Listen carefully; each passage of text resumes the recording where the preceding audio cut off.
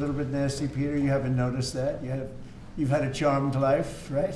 You tell me. Very charmed. I think you've had a charmed life. I think what I'll do, if you don't mind, numbers have just come out which are rather extraordinary, and I thought I'd play a tape of one of the people who I've respected over the years, from Joe Kiernan and Rick Santelli. This just came out, and we'll just play that for a second. Personal income is up 0.8%. That is almost triple the expectations. Yeah, I'll tell you that the income numbers, really, for the first 4 months of the year, they're stellar. They're really stellar. I mean, I could go back and look at the first 4 months of many different years. Really very strong numbers, and you're right. This administration is criticized for just about everything under the sun. I've never, ever in my lifetime had glimpses into the politics of an administration in the form of transparency like this one. Why don't we be, give credit where credit is due? Income really shooting up. Rick, I also thought everybody was going to get one last order of imports that were going to be tariffed, and they were loading up on things. How the hell they already fix the trade, or not fix it, but to cut it in half? That's crazy. So there wasn't a lot of front loading of things that they needed before the tariffs hit. Yeah, I'll tell you what, it really does call into question some of the conventional wisdoms. And, it's going to be interesting to see what happens next month when we get this number, or we see some of the other numbers like current account, see how they fared. Because I don't know, I've been watching these numbers a long time. I don't think I've ever seen the trade deficit cut in half in 1 month. Not bad. Right? Not bad. Come on, guys.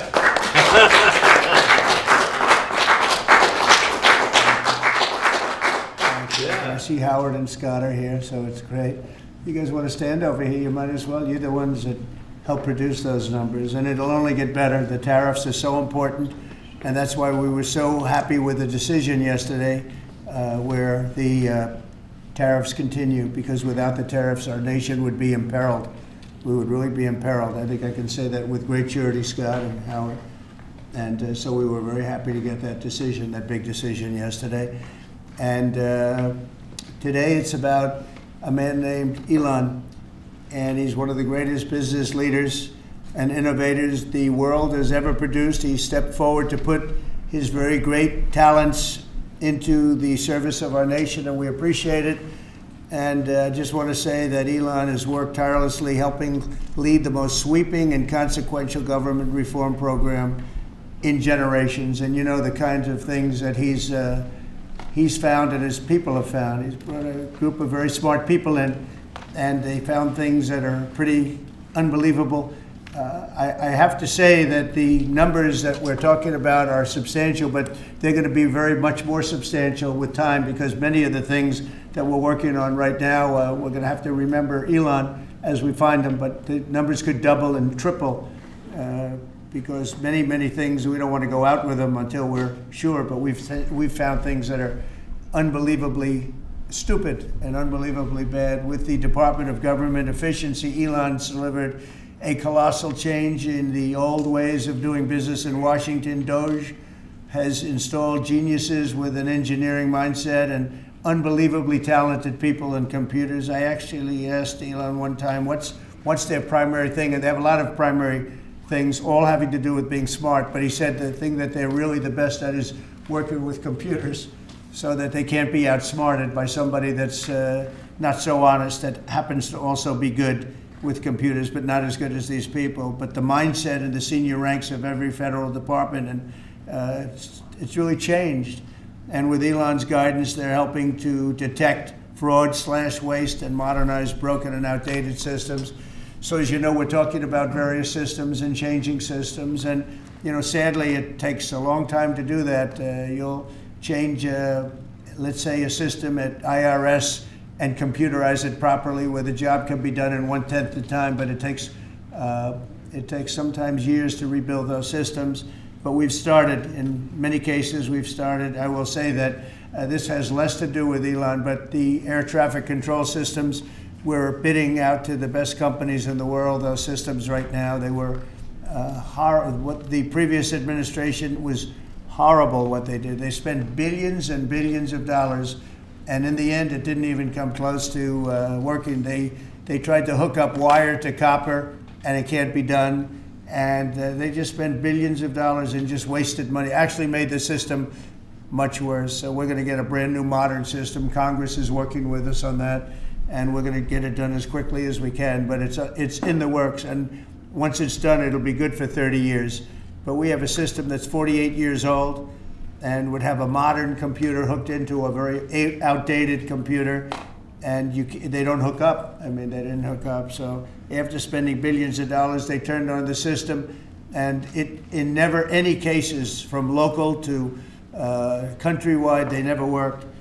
More than 75,000 bureaucrats have voluntarily left their taxpayer-funded jobs to come out and really do the job. Countless wasteful and unnecessary contracts have been terminated, and you know that we have terminated many, many contracts, and many contracts, Elon, are right now being looked at, and it may be 6 months, it may be almost a year in some cases. We're going through procedures, we're going through courts, and we'll remember you as we announce billions of dollars of extra waste, fraud, and abuse. Just as an example, DOGE canceled $101 million for DEI contracts at the Department of Education, $101 million, and that was just a small section of the Department of Education. $59 million for illegal alien hotel rooms in New York City, and the landlord never made the kind of money that he made in the last short period of time. $59 million to a hotel in New York City, $45 million for diversity, equity, and inclusion scholarships in Burma. In Burma, does anyone know about Burma? $42 million for social and behavioral change in Uganda. $40 million to improve the social and economic inclusion of sedentary migrants. I can say it's $2 billion to Stacey Abrams and her environmental movement. There was $100 in the account, and all of a sudden they found $2 billion in the account. And I assume that's being looked at. I don't know, I'm not sure, but I assume that's being looked at. Think of that, $2 billion. And then Lee will tell you there's another one over there for $20 billion being spent on another environmental cause. $20 billion, not 20 million, a lot, not 200,000, which is a lot. So think of it, in her case, you have $100, and now all of a sudden she gets hit with an infusion of $2 billion just before I take office. $20 million for Arab Sesame Street in the Middle East. Nobody knows what that's all about. Nobody's been able to find it. $8 million for making mice transgender. So they spend $8 million on making mice transgender. And those are better than many of the others. I could sit here all day and read things just like that, but we have other things to do. So it's much, much more than just that. We're totally committed to making the DOGE cuts permanent and stopping much more of the waste in the months to come. We want to get our great, big, beautiful bill finished and done. After that, we put some of this into the bill, but most of it's going to come later. We're going to have it cauterized by Congress, affirmed by Congress. In some cases, we'll make cuts. In some cases, we'll just use it in a different layer to save the money. But it's hundreds of billions of dollars. DOGE has also fully modernized the federal retirement process and continues to work very hard on the IRS modernization. But we're taking that over with DOGE. Many of the DOGE people, Elon, are staying behind too, so they're not leaving. And Elon's really not leaving. He's going to be back and forth, I think. I have a feeling. It's his baby, and I think he's going to be doing a lot of things. But Elon's service to America has been without comparison in modern history. He's already running one of the most innovative car companies in the world. You look at his factories and compare them with some of the old factories we have, and it's a big difference. And the most successful space company, and I guess in history you would have to say the largest free speech platform on the internet, etc. Yet Elon willingly, with all of the success, he willingly accepted the outrageous abuse and slander and lies and attacks because he does love our country. I know that very much. He loves our country. He comes from another country that's going through trials and tribulations, I would say. But he's all about the USA, and Americans owe him a great debt of gratitude. So I just want to thank Elon for his time as a special government employee. Can you imagine? They call him an employee, but it's a special government employee, and for coming and helping us. And he really has changed the mindset of a lot of people. A lot of people thought, maybe we'll cut 1% or 2% or 3%. Then they said, wow, we can cut a lot more than that. And we're going to do it very surgically. We're going to continue on the march. We're making America great again. When I was in Saudi Arabia, and we were in, as you know, 3 really great countries, predominantly the 3. Qatar was great, UAE was great, Saudi Arabia, incredible.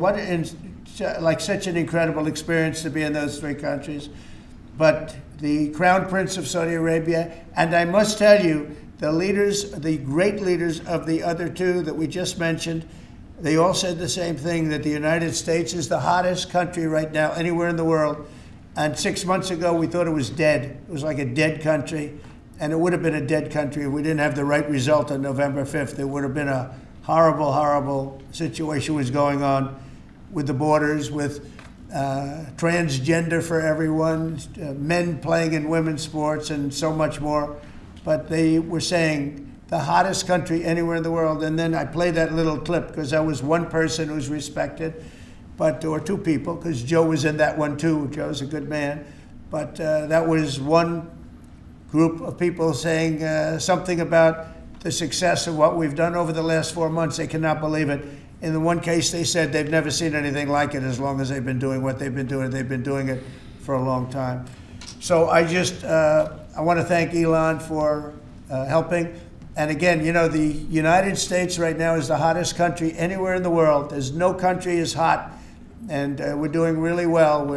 We came, when I left, we had no wars, we had no problems. We defeated ISIS, we rebuilt our military, and we had no inflation. And when I came back, we had a lot of inflation. We had wars all over the place. We had the embarrassment in Afghanistan where we gave up billions and billions of dollars of military equipment, the most embarrassing moment in the history of our country, I believe. I believe that strongly. We have Russia with Ukraine. We had the attack on Israel in October, the horrible attack, October 7th. Horrible, horrible attack. Nobody's ever seen anything like it. And now we have something where we're really healing a lot of that. We stopped India and Pakistan from fighting. I believe that could have turned out into a nuclear disaster.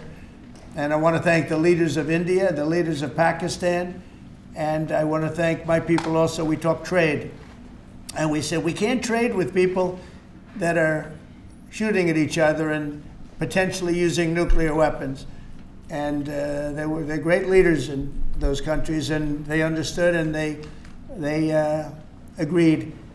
And that all stopped, and we're stopping others from fighting also, because ultimately we can fight better than anybody. We have the greatest military in the world.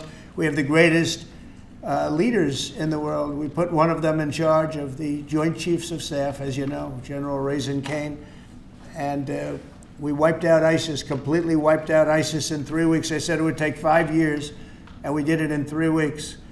And that's the way it is, but we don't want to have to use our military. We want to be peace through strength when we can, and that's the way we're going to have it. So I just want to thank Elon and all of his people. Most of those people are staying, almost all of them are staying, and they're going to be with us.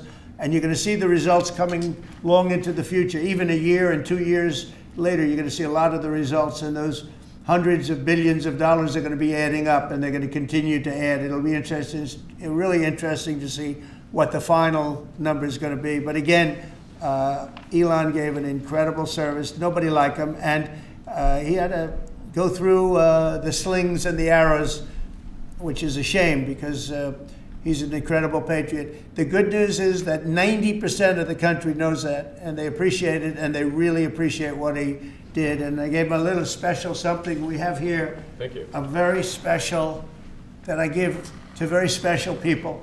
I have given it to some, but it goes to very special people, and I thought I'd give it to Elon as a presentation from our country. Thank you. Thank you, Elon. Thank you. Take care of yourself. Thank you. can see the lock. The lock on this is amazing. That's right. Large lot. Well, let me say perhaps a few words that this is not the end of Doge, but really the beginning. My time as a special government employee necessarily had to end. It was a limited time thing. It's 134 days, I believe, which ends in a few days. So, so that it comes with a time limit.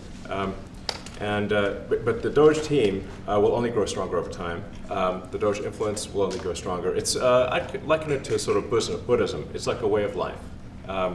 So it is permeating throughout the government, and I'm confident that over time we'll see $1 trillion of savings and a reduction in $1 trillion of waste and fraud reduction.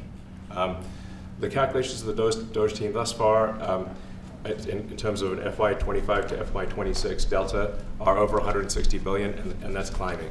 We expect that number will probably go over 200 billion soon. So I think the Doge team is doing an incredible job. They're going to continue doing an incredible job, and I'll continue to be visiting here and be a friend and advisor to the president. And I look forward to times being back in this amazing room. By the way, isn't this incredible? Look at this incredible. It's stunning. I think the way that the Oval Office, how the president has just completely redone the Oval Office. It's beautiful. I love the gold on the ceiling. Thank you. It's pretty nice. Yeah.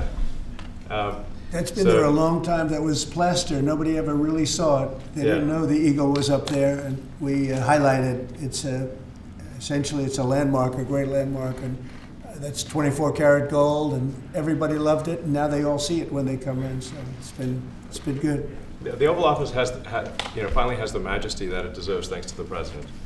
So I look forward to continuing to be a friend and advisor to the president, continuing to support the Doge team, and we are relentlessly pursuing $8 trillion in waste and fraud reductions, which will benefit the American taxpayer. So that's it, really. Thank you, Mr. President. Thank you. Right. Great job. Thank you. Thank you, President Trump. The president mentioned that you had to deal with all the slings and arrows during your time at Doge. There's this. Some of the people, some of the media organizations in this room were the slingers. Well, so there is a New York Times report today that accuses you of blurring the line between. Is the New York Times, is that the same publication that got a Pulitzer Prize for false reporting on the Russiagate?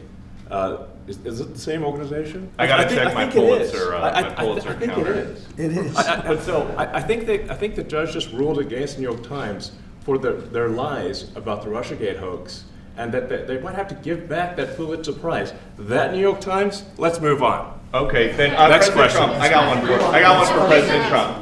So President Trump, Biden aides who used to work here are in talks with Republicans in Congress to go and testify about what they did or didn't do to possibly conceal President Biden's decline.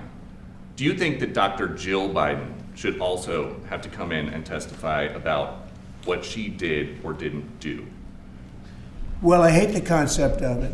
It's the wife of a man who was going through a lot of problems, and everybody that dealt with him understood that. And I guess it came out during the debate loud and clear. That was the biggest signal of all. They have to do what's right. The country was there was a lot of dishonesty in the election, as you know, of 2020. That's been now caught. People understand it. It was a rigged election. And when you go further out, when you see the auto pen, I think the auto pen is going to become one of the great scandals of all time, because you have somebody operating it or a number of people operating. Because I knew Joe Biden. Joe Biden wasn't in favor of opening up borders, letting 21 million people into this from prisons and mental institutions and gang members. He wasn't into that at all.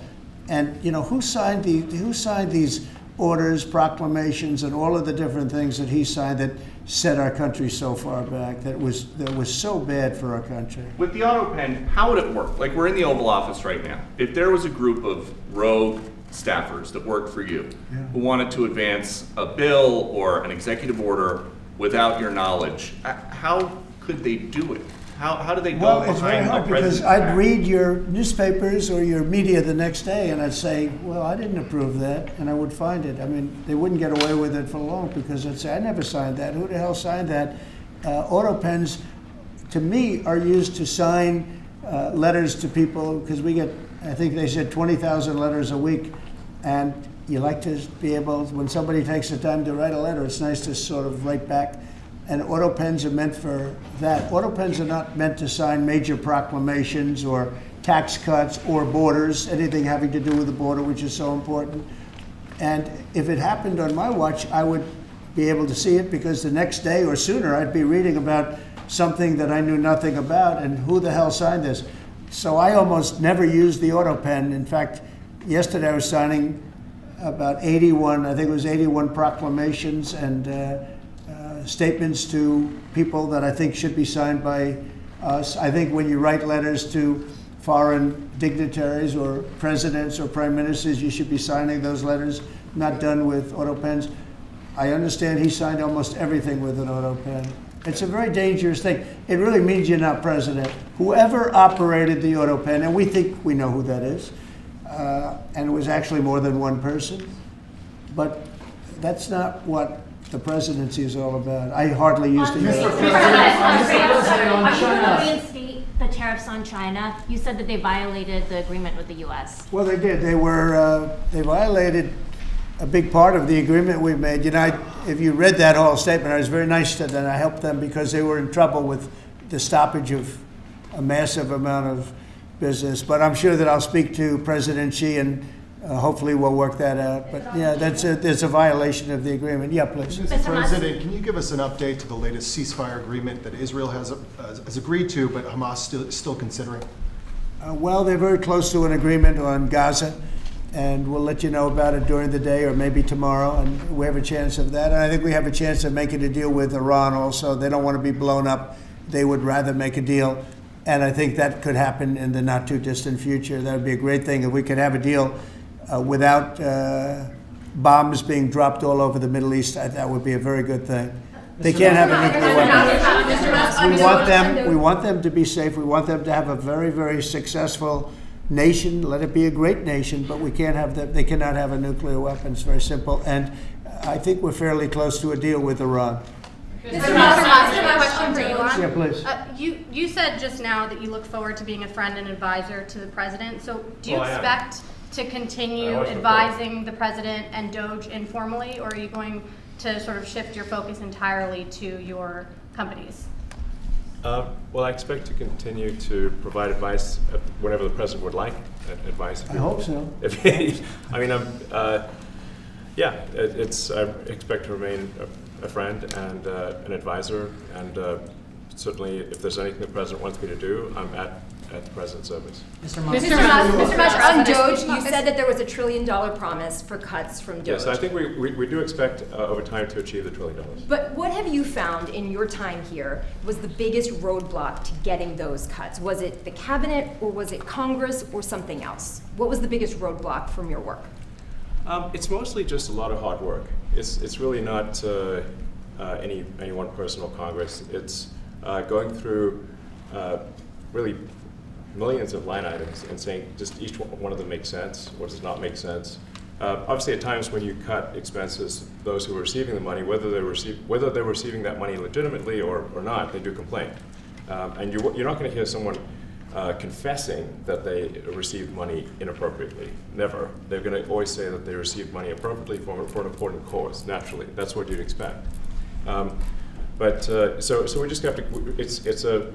It's just a lot of work going through the vast expenses of the federal government and just really asking questions.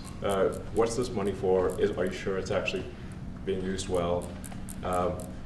Many times we can't even find anyone who defends it. So for a lot of the expenses, there is actually no defender at all.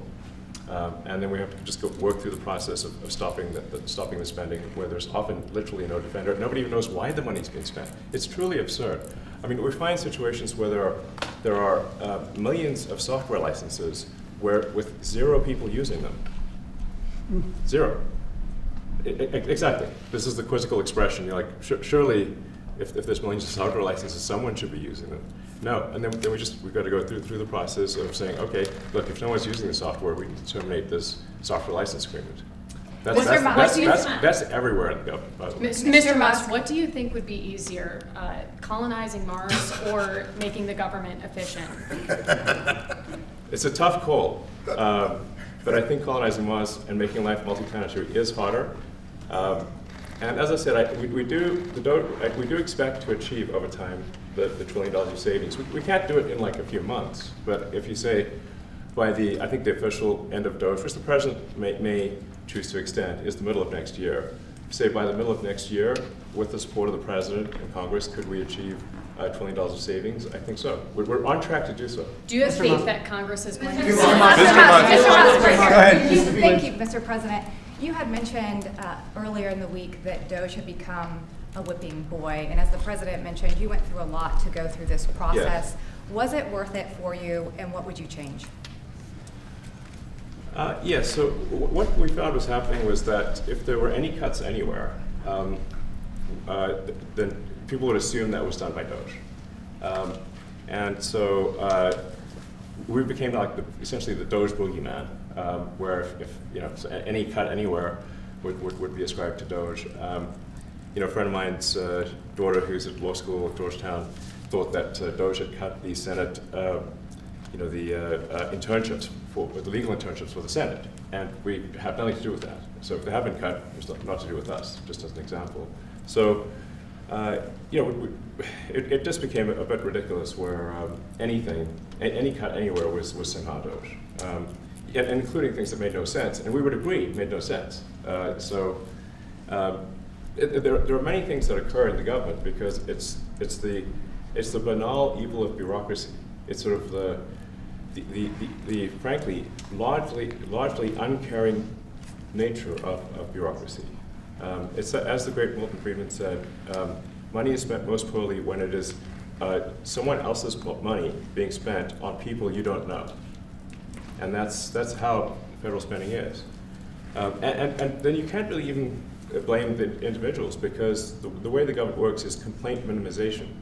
So when you do when someone within the government tries to stop money being spent, there's usually someone that complains. And then their manager will say it's not worth the trouble, just pay it anyway. That happens over and over again. So was it Mr. worth Musk. I think it was an important thing. I think it was a necessary thing, and I think it will have a good effect in the future. Thank you, President Trump. This week there was a video on board a plane that showed the First Lady of France slapping her husband, Emmanuel Macron. Do you have any world leader to world leader marital advice on those phones? Make sure the door remains closed. That was not good. No, I spoke to him, and he's fine. They're fine. They're two really good people. I know them very well, and I don't know what that was all about, but I know them very well, and they're fine. What do you think about this Democratic Party plan to avoid being swept in every battleground state again by spending $20 million to study how to speak to American men? Well, they spent 2.8 billion. We spent 1.5. We spent much less. We spent about half of what they spent, and at the end they were $28 million short. They had to be. They spent 2.8 billion. It's a lot, but they couldn't get 28 million at the end, and now they want to spend. I read that they want to spend money to learn how to talk. That's fake. You don't want to be fake. You shouldn't have to hire consultants to say what America needs, because then the consultants should be running the deal, not them. But I read that they want to spend a lot of money in each state. So we won all 7 swing states, 7 out of 7.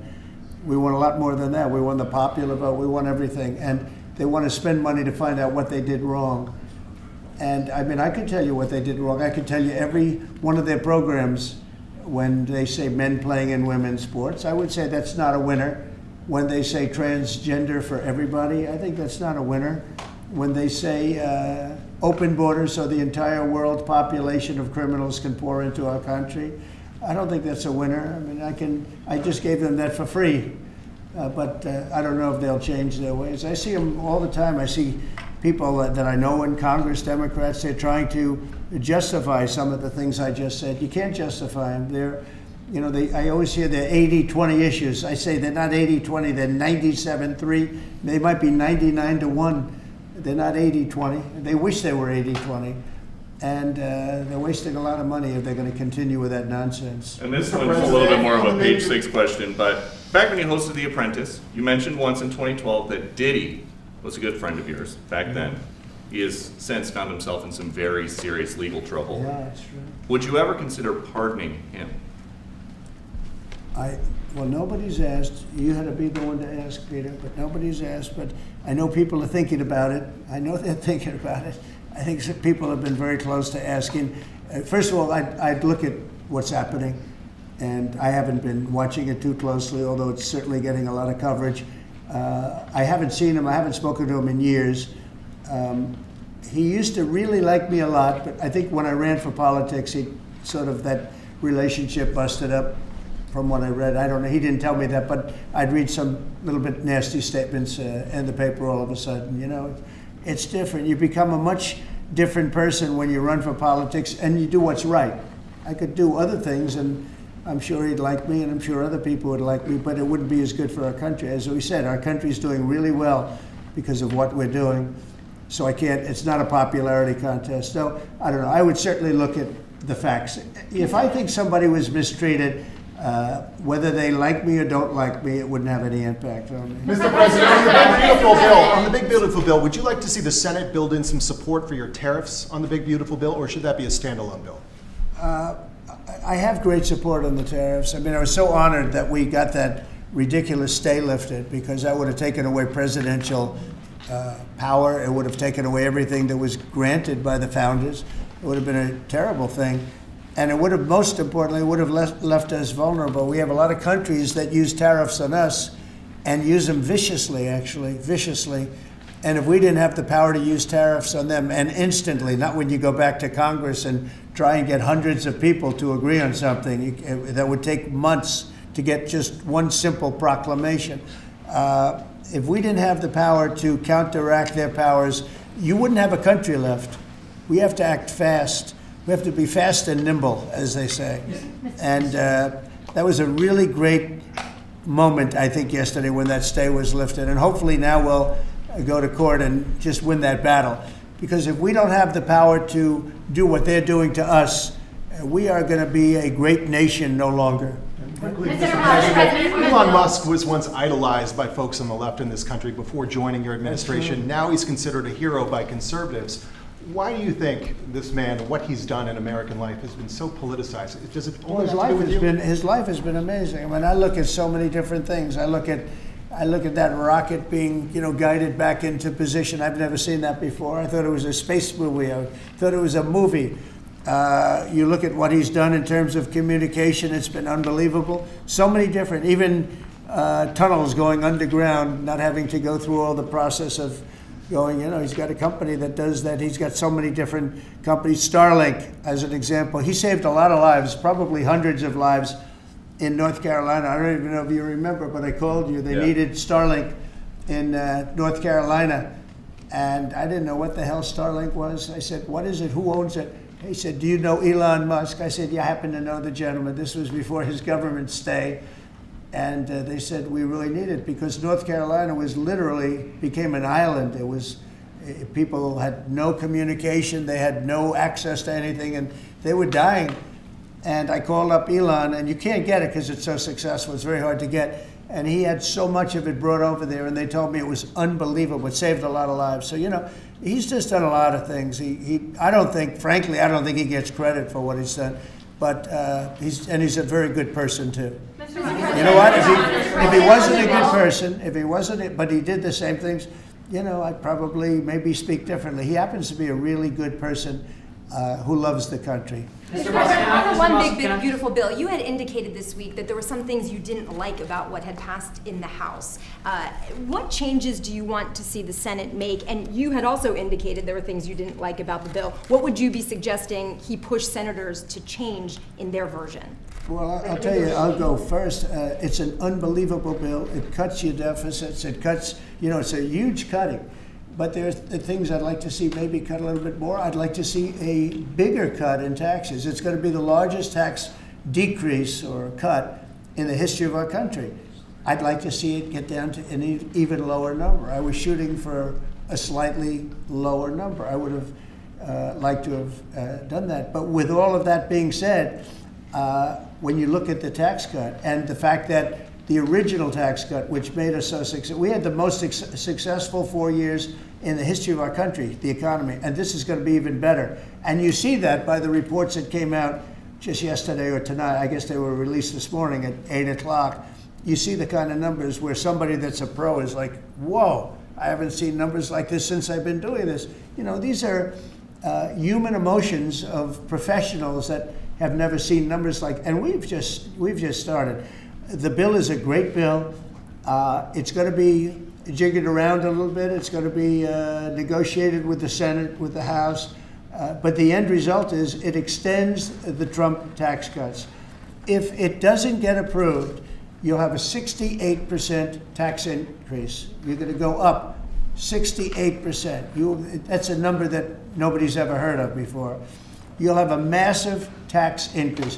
If it does get approved, you'll have a large tax cut, the largest we've ever had. When you add the past tax cuts that we got you, the Trump tax, they call them the Trump tax cuts. It's an amazing bill. It does amazing things. With all of that, it's going to be adjusted a little bit over the next coming weeks, and I think it's going to be passed. The Republicans want to pass it. With all of the great things it does, including an extension of debt, it's the extension. We have to extend the debt. If we don't extend debt, we're in default. Now, the Democrats might like our country to be in default, but in 250 years, we've never been in default. That was handed to them by a very well-meaning man that gave it to them because he thought it was the right thing to do. It could have been their problem before the election, but this man thought it was the right thing to do, and he was well-meaning. I don't hold anything against him for that, but that was put on our plate when it should have been on the Democrats. September 28th, a famous date.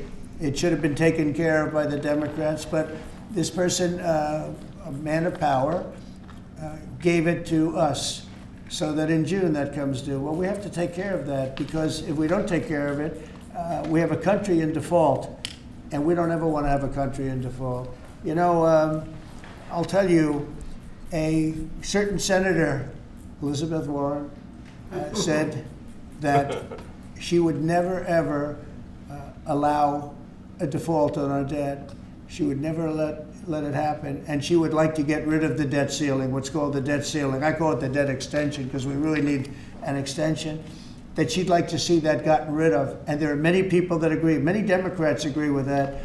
But we gave that through, and you know, I don't want to say an error. He did it well-meaning. They gave that to us. It was a Democrat problem just before the election. Would have had a huge impact on the election. And to our benefit, we won anyway, but to our benefit. But felt that really for the good of the country, we should extend that. But Elizabeth Warren and various other people would like to see that, her whole career she wanted to see it terminated, gotten rid of, not being voted on every 5 years or 10 years. And the reason was because it's so catastrophic for our country. And I always agreed with her. That was one thing I agreed with her on. Now, I haven't spoken to her, but I would say that if you asked her that question now, she'd say, no, it's their problem. But it's a very unfortunate situation. It's a very unfair situation. And she happened to be right on that. It should be gotten rid of, or it should simply be extended. But that's one of the things that gets taken care of in this bill. That automatically gets extended for a 4-year period, and it should be. But I agree with Elizabeth Warren on that. I think you should get rid of it. It's too catastrophic. Yeah, please, go ahead. What message do you like to send to international students? Are they still welcomed to study in the United States? And one question for Mr. Musk. To students? Well, we want to have great students here. We just don't want students that are causing trouble. We want to have students. I want to have foreign students. I think Harvard, you know, it's close to 31%. That's a lot. Our country has given $5 billion plus to Harvard over a short period of time. Nobody knew that. We found that out. I wouldn't say that was a Doge thing, but we found that out over a period of time. That was sort of a Trump thing. we ended up in litigation for other reasons because they're very anti-Semitic. And in finding out and in going through the books, we found out that the country gave them $5 billion plus, much more than that actually. And we're having it out with them, and let's see what happens. I think we have a very good, well, it's a very sad case. It's a case we win. We can't lose that case because we have the right to make grants. We're not going to make any grants like that.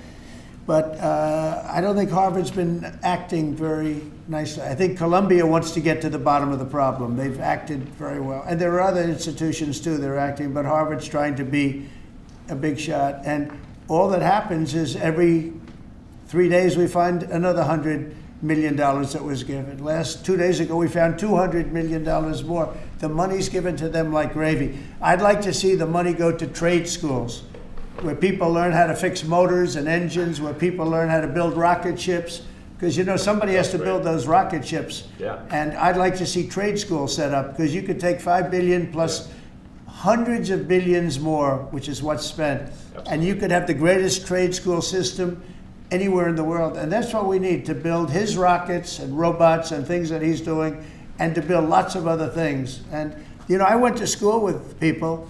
In some cases, they weren't good students, but they could fix the engine of a car better than anybody I've ever seen. They could take it apart blindfolded. They had an ability at that. And they did very well. They made a lot of money. You know, it's a very skilled job. It's great. But I'd like to see a lot of money going into trade schools. I've always felt that. And we probably found our pot of gold, and that's what's been wasted at places like Harvard. And the money's been wasted. Yeah, please. Yeah, well, I wanted to ask quickly, Mr. Musk, is your eye okay? What happened to your eye? I noticed there was a bruise there. Well, it wasn't. I wasn't anywhere near France, so. But what does that mean? No, I didn't notice his eye. First Lady of France. Getting slapped, you know. I didn't notice. Yeah, no, I was just horsing around with Lil X, and I said, "Go ahead, punch me in the face," and he did. Turns out, even a 5-year-old punching you in the face actually does. That was X that did? Yeah. X could do it. If you knew X, he I could saw do his it. mom right now. But I didn't really feel much at the time, and then I guess it bruises up.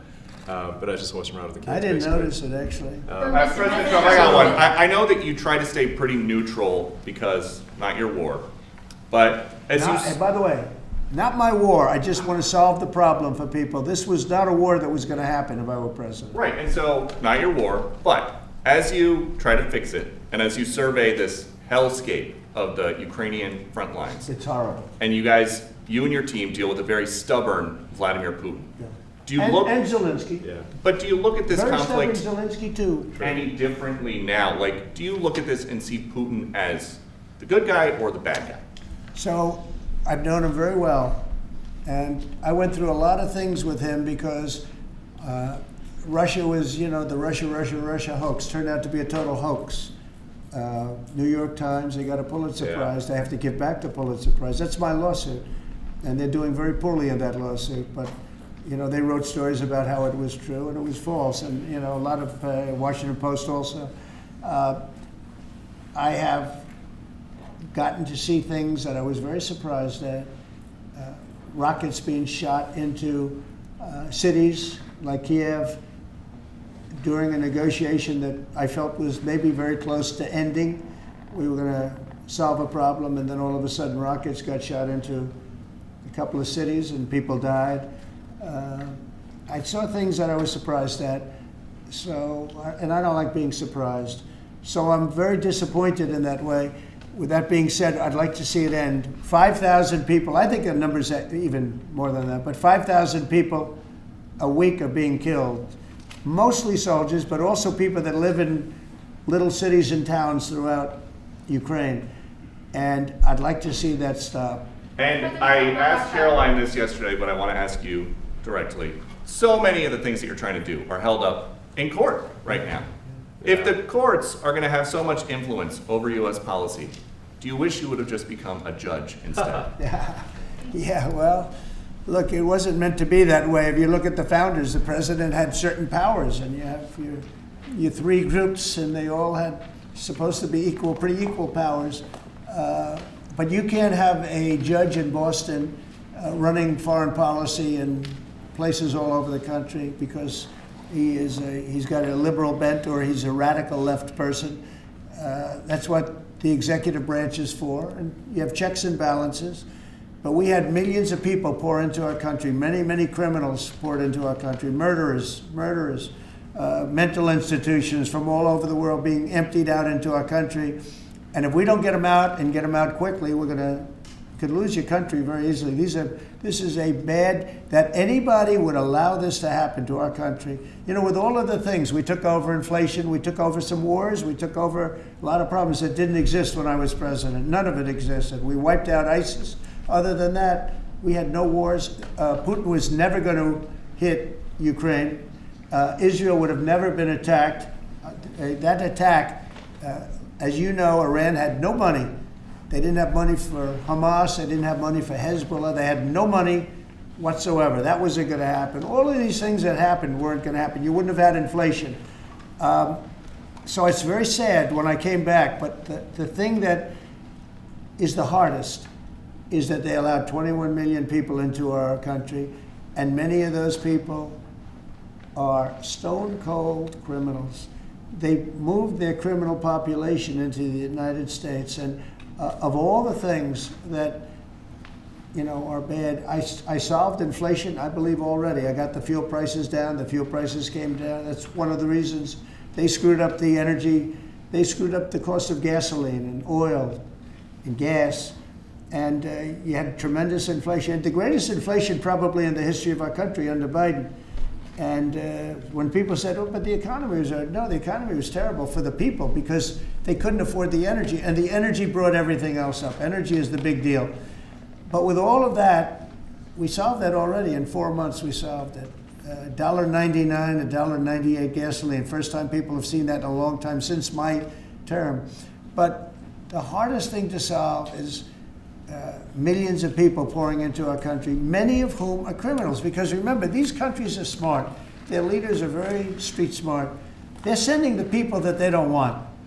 They don't want the people that are there, that are law-abiding, that are productive, that are working hard. They want people that are in jails. We have them. They allow them to come in. And I always look to the other side, like, why would somebody do something? In business, I try and study, why would they want to do this? Why would they want to sell it? Why would they want to buy it? One thing I can't figure out is, what would an administration, what were they thinking when they allowed millions of people from prisons all over the world, not just from South America, Venezuela, all over the world, from the Congo in Africa, hundreds of people, thousands of people from the Congo, rough prisoners, from Asia, from Europe, rough parts of Europe. Why would they allow them to come into our country? Why would they do that? It's the one thing I can't figure out. And I don't believe it was Joe Biden. I really don't. I mean, look, he's been a sort of a moderate person over his lifetime, not a smart person, but a somewhat vicious person, I will say. If you feel sorry for him, don't feel so sorry, because he's vicious. What he did with his political opponent and all of the people that he hurt a lot of people, Biden.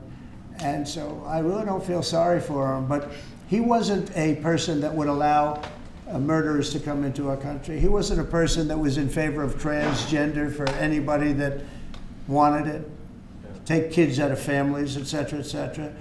So I just don't understand why a thing like this, how a thing like this could have been allowed to happen. Very sad. It's very sad for our country. If I could add something. I think the fundamental moral flaw of the left is empathy for the criminals and not empathy for the victims. Empathy for the criminals, but not empathy for the victims. And there's been way too much of that. That needs to stop. To the president's point, there's been immense judicial overreach that is unconstitutional. That was never intended. And it's undermining the people's faith in the legal system. It needs to stop. It's gone too far. Mr. President, just today, we had, just a couple of hours ago, we had a great decision from the Supreme Court, thank goodness, that was very important. We had two important decisions yesterday on the tariffs, because again, we have to be able to fight fair fight with other countries. Howard, would you say we have to be able to use tariffs to fight people that use tariffs on us? I mean, if we didn't have that power of tariffs, we would economically be destroyed as a country, because they will destroy us. Other countries will destroy us with unchecked tariffs. We can check them when we have the use. They tried to take that power away from us, and if you take that power away, we're not going to have a country. We won't have an economically viable country. But it's very important on immigration that we be able to get people out without having to go through a long court case. I mean, it was up to some of these judges. Every single one of these millions of people, criminals, prisoners that were let go from jails because they save a fortune when they do. They brought them into the United States. You know what they're saving? The money they're saving? But some of murderers, it's very important that we're able to get those people out of here fast, bring them back to their country where they belong. And those countries take them, because if they don't take them, they have to go through the wrath of the United States, and they take them. But we have judges that don't want that to happen. And it's a terrible thing. That's going through the court system right now, that whole situation. But when ICE and with Border Patrol, they've done an incredible job. When they do this incredible job and they capture 100 killers and drug dealers, and we can't keep them for years here as we go through trials. We have to get them out rapidly, and we know who they are. We know who they are. And we're very careful about who they are, but we have to get them out rapidly, or again, we're not going to have a country. Okay? Maybe one or two more. Go ahead. Are you concerned that tariff may also affect companies like Tesla, which has parts manufactured abroad? And this is also to you, Mr. Musk. Well, he's going to end up building his whole car here. I mean, I thought he built his whole car. Pretty much he does. He's got incredible factories, and like I looked at one in Texas. It's unbelievable. No, all of the manufacturers will build their parts here too. I mean, it used to bother me. They make a part in Canada, a part in Mexico, a part in Europe, and it's sent all over the place, and nobody knew what the hell was happening. I think it's ridiculous. You build a car, make it in America, and I gave them a little leeway on that. Gave them some leeway. But over the next year, they've got to have the whole thing built in America. That's what we want. We want America to buy American-built cars. Thank you very much, everybody. Thank you, Press. Thanks, guys. Thank you, guys. How was your meeting with Jerome Powell? Thanks, guys. Good meeting. Thank you, guys. It was a good meeting. Are you considering Thanks, guys. pardoning Keep going, George keep going, keep going. Thank you. Thanks, guys. Let's go straight out here. Thank you. Thanks, guys. We can come back for the chords. Ray, you want me to take the